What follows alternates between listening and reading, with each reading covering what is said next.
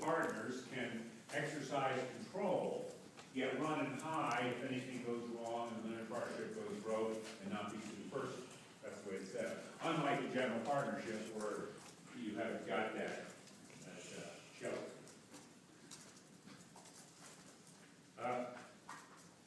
It might seem a little odd to you. I mean, look at the statute and say, do we have this right? Do we have 303A that says you're sheltered unless you exercise control, and then they give a list of safe harbors that basically sort of undo that whole thing, let you exercise control. It's kind of like Harvard Downing, you know. Or they, why have a control restriction if you're going to make it so easy to avoid? Here's how it got there historically. As I told you, the original Limited Partnership Act basically said if you exercise control, you'll be on the hooks for contract claims in this partnership period. A very stringent control restriction. It didn't have any second part of 303A that limited it to persons who thought you were a general partner, and there was no 303B at all, no safe harbors. So it was very strict.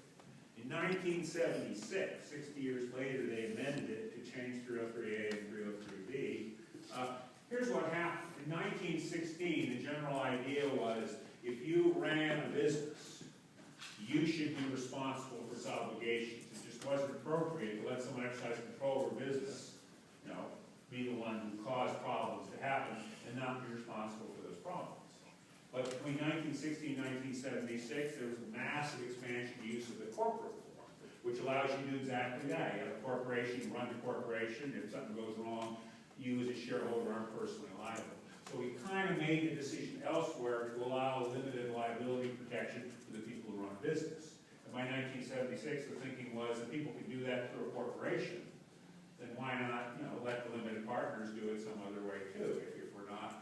If we're not saying you can't do it anyhow, we're giving people an easy way to do it, then what's the purpose of having a special restriction from one business entity if people can just choose another? You know, if they can set a corporation, then they won't bother seeing a limited partnership, so why not allow limited partners the same protections?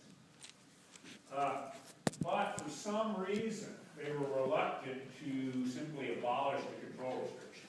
It's a simple, obvious thing to do. You know, if you want to have the protections for limited partners match up with the protections for corporate shareholders, then just abolish the control restrictions. They maybe didn't want to be that overt about it, so they kept the control restrictions, but watered it down a little in 303A, and